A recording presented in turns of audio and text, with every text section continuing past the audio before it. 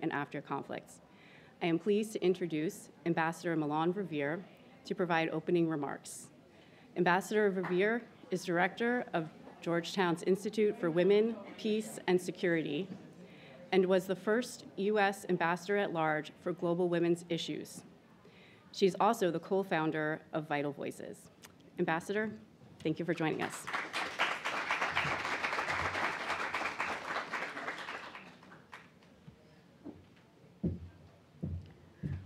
Well, thank you so much, and good morning, everybody. It's always a great personal pleasure for me to be back here at the Atlantic Council, which does so much good work.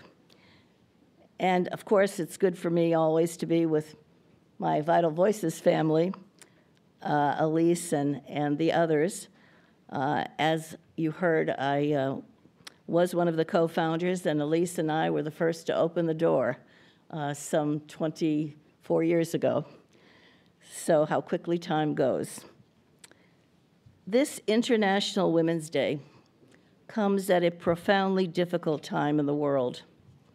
War and conflict seem to be the new normal, and we think about the women and girls who are disproportionately impacted by wars ranging from Ukraine and Israel, Gaza, to Sudan, Myanmar, and so many other places.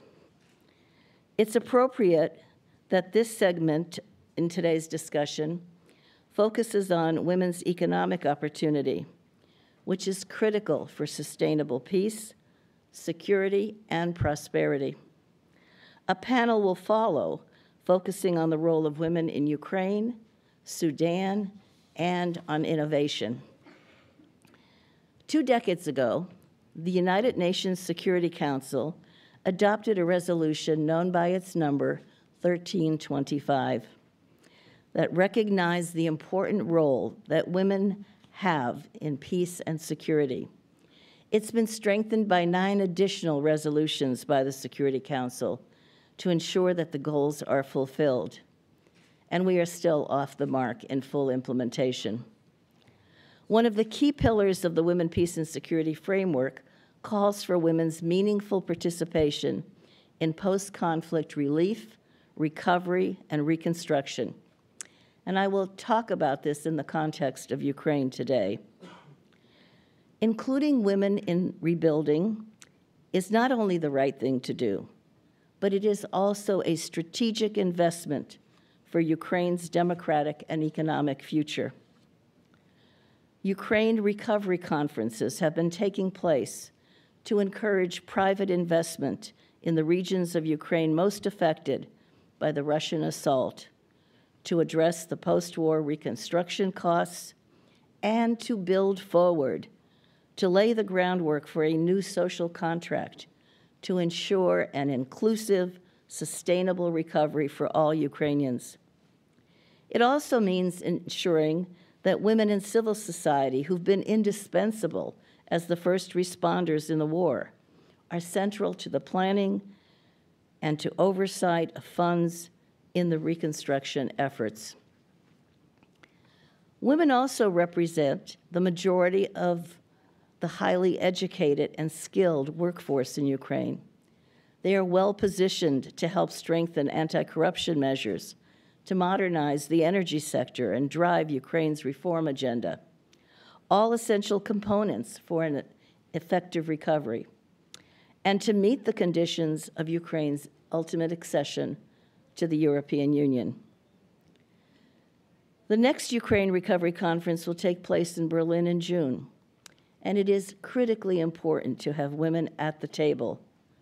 Recovery will only be realized if women in civil society are fully involved in the rebuilding. The record to date for women's inclusion has not been what it needs to be, so there is work that must be done, and I hope the Atlantic Council will join us in this common cause.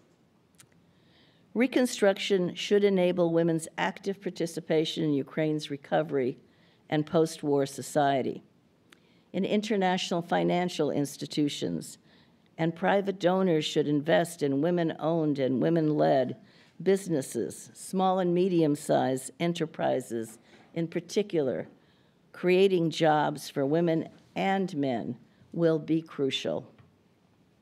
Moreover, private investments should also focus on rebuilding social infrastructure and the services to strengthen the economic recovery, and physical infrastructure reconstruction needs to be paired with a comprehensive social, human-centric recovery.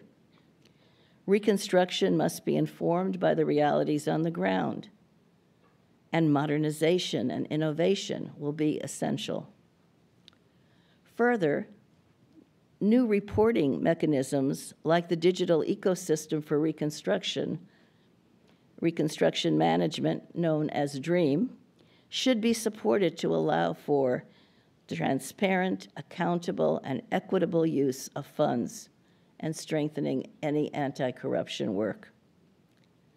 So all of this is critical to what is ahead in a very serious way. Evidence shows that better outcomes occur when women serve at all levels of the recovery effort. Moreover, ways to grow the economy can be challenging, but providing for women's economic opportunities can yield significant gains. We know that women spend their incomes in ways that create a multiplier effect by investing in their families, in education, health, nutrition, all of which raise the standard of living. An AID study of several conflict-affected states showed that in some cases, effective post-conflict reconstruction and development interventions created new opportunities for women to improve their livelihoods, to access finance, to join networks. Indeed, post-conflict recovery periods offer a rare window of opportunity to accelerate local development and strengthen women's agency because of the shock to the local structures, including gender structures and norms, and because people's determination to rebuild their lives once peace returns. Economic opportunity is an important contributor to post-conflict stability. Investments in entrepreneurship at the micro and especially at the SME levels create income and jobs.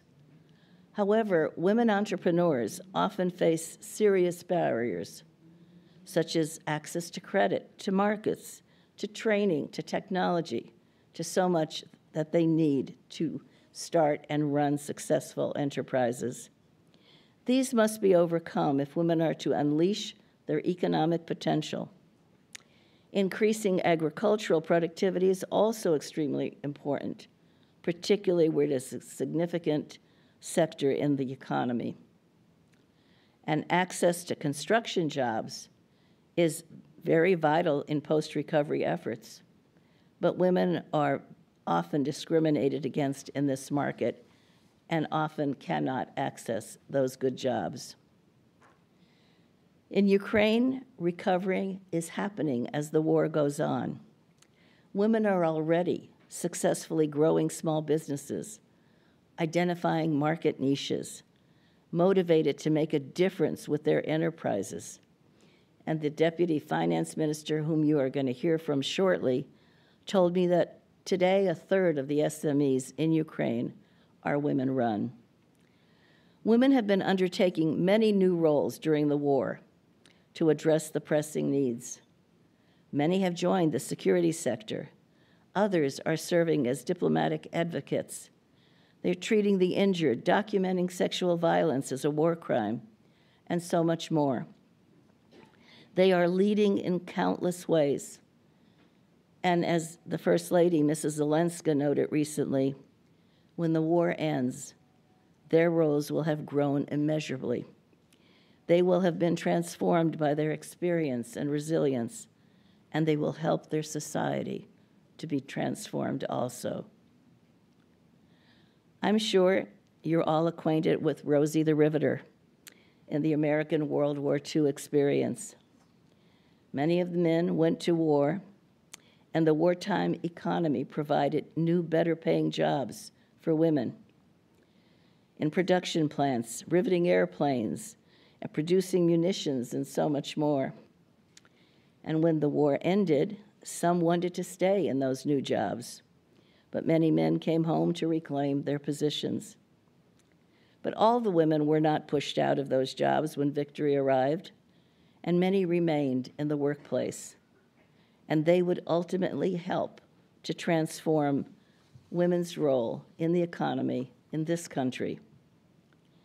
In planning for economic recovery, there's often a tendency to marginalize women's role in the economy. I saw this firsthand when I was at the State Department in discussions on Afghanistan and Iraq, discounting the solid data on women's entrepreneurship and its role in growing economies, frequently not on the table as a way to grow those economies. The lack of economic opportunity caused by war can also bring, as we all know, severe consequences. The displacement brings loss of income. Women desperate to find work are often lured by criminal trafficking networks into believing a good job awaits them, only to find themselves in the nightmare of modern-day slavery. Human trafficking also goes up during conflict and post-conflict, and in places where sexual violence is being used as a tool of war, as it is in Ukraine, prioritizing women and girls' economic investments can help protect them from further exploitation. In the ongoing civil war in the DRC, which has been going on for a long, long time, and sexual violence has been one of the most horrific in the world, the Nobel laureate who runs a hospital there, Dr. Mukwege, once said to me, when he asked the women who are traumatized what they need, he said they always say the same thing. They want a market. They want to be back to normal in the economy. Women constitute a vital source of economic growth that can power post-conflict recovery and sustainable peace. Their meaningful participation in decision-making is crucial. At this International Women's Day Forum, we should remember that gender equality is fundamental to peace, security, and economic opportunity. Our institute at Georgetown University publishes an index on women's peace and security that focuses on their well-being and ranks 170 countries on inclusion, justice, and security. The inescapable conclusion is that the well-being of women and the well-being of nations goes hand in hand. When we liberate the economic potential of women, we elevate the economic performance of communities and countries. This is true for Ukraine, and it is true for all of the nations that find themselves in these circumstances today. So thank you for your attention, and now I want to introduce our next panel. I'd like to invite Kim Donovan back up here. She is the Director of Statecraft Initiative at the Geoeconomic Center here at the Atlantic Council. So you're in for a great discussion. Thank you.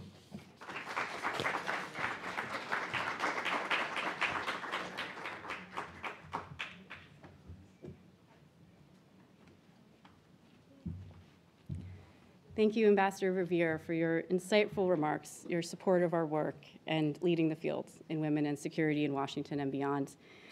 Again, I'm Kim Donovan. I'm the director of the Economic Statecraft Initiative within the Geoeconomic Center here at the Atlantic Council. And one of our core areas of research within the Geoeconomic Center is that of the role of women in building resilient economies. I'm very excited to be introducing our first panel, which will be discussing Ukraine. We are going to, following our Ukraine panel, we will be discussing Sudan, and then we will explore aspects of innovation and positive economic statecraft and what international partners in civil society and the private sector can do to foster a more resilient, diverse, and equitable post-conflict economy that enables and empowers women. It's my pleasure to introduce my colleague, Natalia Etten, Deputy Director of Atlantic Council's Millennium Leadership Program, who will moderate our first discussion focusing on Ukraine. Natalia? Thank you, Kim, and thank you, everyone, for joining our discussion today. I'm thrilled to welcome our speakers today. We have Olga Zikova, Deputy Finance Minister of Ukraine. We have Oksana Nechepurenko, who is the head of the board for Go Global NGO, co-founder of Masha Foundation and Saved Ed Foundation. We're excited to have this conversation today and explore some of the key topics that are relevant for the frame that Kim just set for us. So, and my first question is to the Deputy Minister, Olga Zikova. Olga, Ukraine has impressive track record of women taking positions in finance and economy ministries and the country's central bank as well. So I wonder if you could help us learn how has gender inclusion in the government helped contribute Ukraine's incredible resilience, and how might it help Ukraine's in recovery and reconstruction as well? Thank you, Natalia, and thank you for having me today. It's a great honor and pleasure to participate in this event. Actually, you rightly said, we witness the situation when actually the political, governmental, administration circles are being chaired by women now in Ukraine.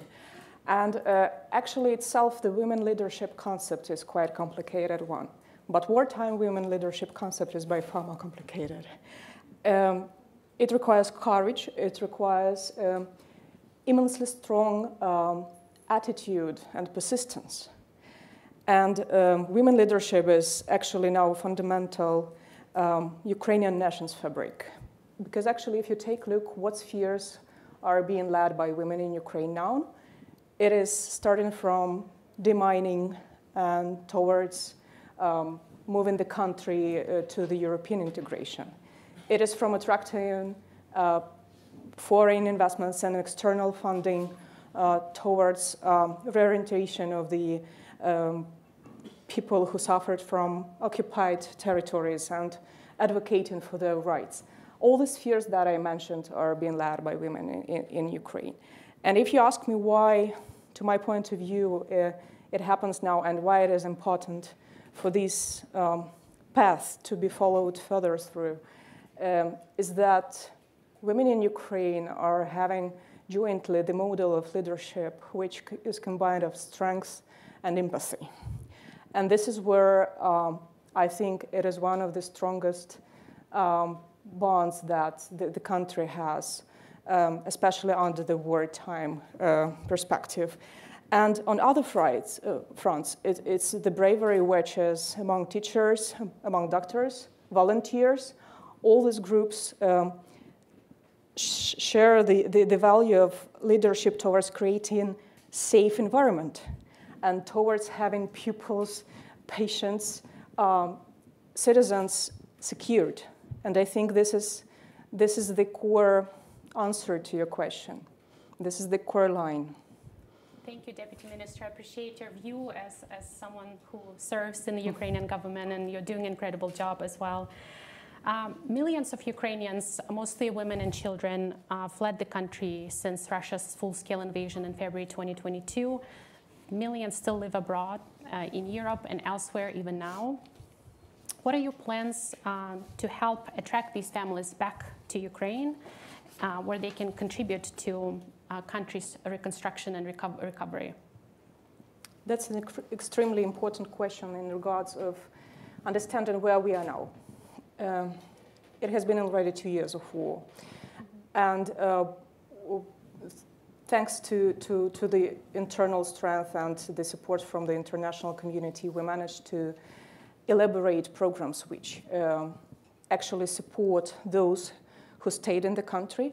But at the same time, we need to think about the conditions that are to be the prerequisites for those who flew the country to return.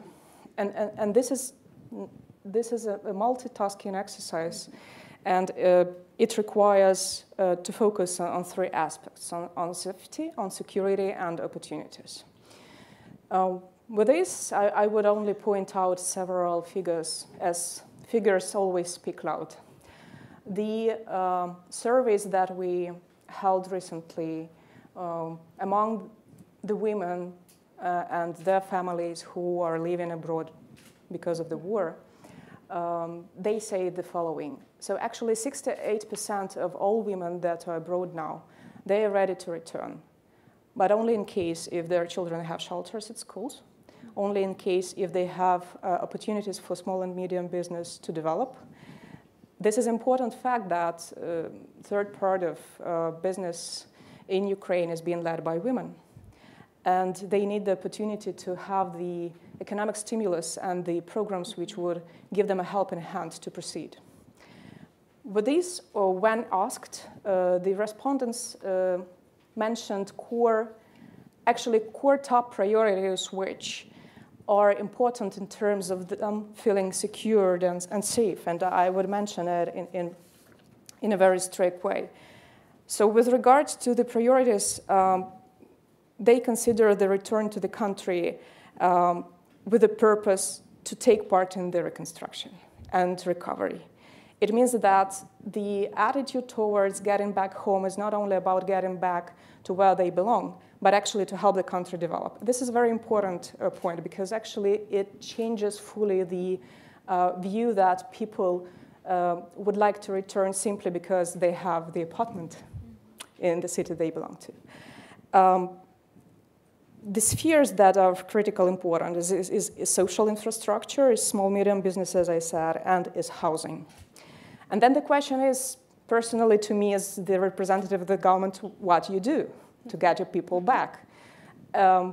We do develop several programs as of now, among which is e-housing, which means that the government is covering and issuing the certificates for the people to purchase a new apartment or at least to reconstruct what was damaged. There is a separate program on so-called e-robota, e-work, which is mainly focused on providing people grants for having opportunity for them to actually find themselves either in new job opportunities or to develop their small business. And with this regard, one of the core issues is to proceed working with international community. Donors help a lot. This is where the existential point of this coordination is there. We are working with international financial institutions, with the World Bank, with the EIB. Recently, Ukraine became the member of yet another institution, which is Council of Europe Bank. And each and every IFI has its core mandate, which helps us to match the needs and priorities with the funding available and to co-finance what the government can do, because the fiscal space is quite restricted, and we understand that not all the opportunities are internally available. So here I would say that we simply need to proceed with the same line of coordination that we have now. The support is extremely high, but we also proved ourselves as quite a reliable partner in terms of stepping in and doing reforms, providing programs, not to simply be a pure recipient, but to be a partner in this regard. Thank you, Deputy Minister. Looks like the paradigm is everybody doing their part, you know, the Ukrainian society, the partners, the government as well. Absolutely. Thank you for sharing that perspective. And now I want to turn to Ms. Necheporenko. Oksana, you have been a leader in Ukrainian civil society well before Russia invaded Ukraine, full-scale invasion, or 10 years ago even. The role you have taken during your time in the government and as you engage the private sector is incredible. Could you tell us about your work right now and how advancing women's equity and inclusion in Ukraine society has factored into your advocacy initiatives, and how the Russia's full-scale invasion may have impacted your work right now? Thank you so much. Thank you for the question. And thank you, Olga, for your amazing remarks. And you were totally right about the women leadership during the war. War is hell, but also it gave the canvas for the bright people to shine even brighter. And that's what happened in Ukraine. Overnight, thousands of Ukrainian women woke up as leaders. Leaders of their families, leaders of their communities, leaders of the whole number of subjects and questions that are now their responsibility. And they are the only ones who can make it and who can enable it. We always say that Ukrainians have two goals: for Ukraine to win, and for Ukrainians to survive until our army is winning. men are responsible for winning. Yes, of course, we do have a lot of Ukrainian women in the army. It's absolutely outstanding. But we also do understand that the majority of Ukrainian women are the ones who are responsible for us surviving and for us having the future to fight for.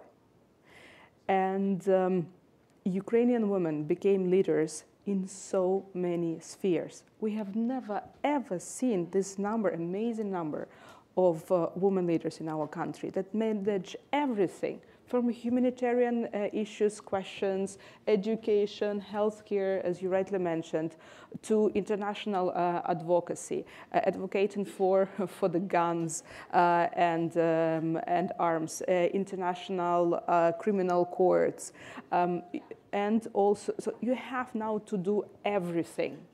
And we have no doubt that Ukrainian women will be rebuilding Ukraine. We will have less of men. They will be in a very difficult psychological situation. And women are crucial in this role. It's also very important to understand that the mission of our one of our organizations that I lead, if we are talking about women, we say that our mission is to revive women in order for women to revive Ukraine. And in order to do that, we all are victims of war in this or that option, because I don't know how you are, but we are all a bit, I mean, we are still afraid to hear some sounds here, loud sounds and stuff. So, I mean, we are a bit, we are already not normal. I mean, that ship has sailed. And in order for us to talk about economic empowerment and economic revival, we understand that the first task is to psychologically rehabilitate women. And then the second step is to give them economic empowerment. Because you need to, for the one who lost everything, they also started to lose themselves. And this is very, very important, the first step, to help them psychologically. That's why that's one of the major priorities of Ukrainians now, psychological rehabilitation of women victims of war. And after they feel and start finding themselves again, this is the second priority. That's the first question that they started asking after finding, some ground, like, okay, now I'm responsible for everything. What can I do? What skills can I get? What else should I know in order to? That's why the number of Ukrainian women who are now opening private businesses is outstanding. The number of Ukrainian women who are now taking the grants and loans for them is also beyond all of the levels. And this is some support that we also need from you. We need to help to enable them. All the skills, all the opportunities, all the crazy ideas that you had maybe in your other organizations or in other countries, all the experience that you have, we are open for that. We have never, ever been more open than now. We are thirsty for ideas. We are thirsty for the resources because it's on us. It's our country. We have nowhere to flee to. As Olga rightly mentioned, the majority of Ukrainians want to go back home. But the idea is that now the mission is we have no right to rebuild the way that we had with some Soviet past, and some bad things should stay there. In order for us to build new future, we also need new skills and new knowledge and new opportunities. So war gave us this, I wouldn't say it's opportunity, it's an obligation to win, but also to rebuild the new dream for us. So that's why women do play a crucial role. And what is also important for us, that all these opportunities that we got now, and all the roles that we are playing now, we need to ensure that it's not just because of the war, that after the victory and after the rebuilding, those roles, those rights, those opportunities are embedded in the society. And this is also one of our major tasks. I appreciate your comments. Very inspiring to hear that perspective. We have just one final question. You touched on this, Oksana, already, but I still want to phrase this question and see if Olga as well has something to contribute. What are some of the issues holding women back or enabling women to advance economically? Actually, we are answering these questions now at the critical moment of time, because actually those questions should have been answered by far earlier. But actually, as Oksana said, the war gave us the obligation, but in this particular regard, it also gives us the opportunity to get better as the government, as administration, to work with citizens in a more open way. And I think that what will help us is actually to define what mistakes have been done before. Gender gap in payments.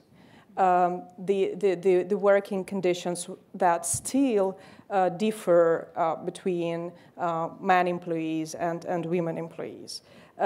Policies towards parental leave. All these issues, you might say that, I can say as the government that it is our obligation under the EU integration path. But as the citizen, I want to say that it is our obligation just because of the proper, smart, and brave society to walk in the same path as progressive countries do. And here we already started work towards elaborating some initiatives. For instance, we will implement the national strategy towards bridging the gender pay gap for the period by 2030. And we started with the initiative called Of Course You Can. It's strange, but I'm also part of the situation when sometimes I need someone to tell me that, of course I can. It's not because that I do not have enough experience and knowledge or expertise, or I'm afraid to ask questions. It's about self-assessment and self-criticism towards knowing that you can do some things better, but you lack time or you lack the same expertise, let's say. So these are the initiatives. This is only one example, but we are working towards the strategy of the gender matter quite precisely, because we understand that it will include the issues that have been stumbling blocks for women for many years in Ukraine. And getting back to the point of building back better, it is also part and parcel of this building, because actually sometimes you need to start from scratch and to do important things, starting from reforms, going to NGOs work with the citizens to make things better, and it requires quite a sophisticated approach, but it is there already. And I just also wanted to add that you are absolutely right. The major limitations that we are having, they are here. Because the war showed us there is nothing impossible for Ukrainian women to do. We can do everything. We survived. It's already the third year of fighting. We are still fighting. We are here. So that's the major problem. And also one of the major tasks that we are now having in Ukraine, to showcase these examples of women leadership to Ukrainian women, for them to understand that it's not only because the war. The war just was, the trigger for you to show what you can and who you can be, whom you should be. And but it's about building the long-term policies and opportunities and strategies that will make sure that we'll have that. And that should be one of the victories of war. The women leadership in Ukraine should be one of our victories too. I cannot agree more. Yes, we can is a good ending to our conversation. Deep gratitude to Deputy Minister of Finance Olga Zikova and Oksana Necheporenko for joining our panel discussion today. Thank you. Thank you. Thank you.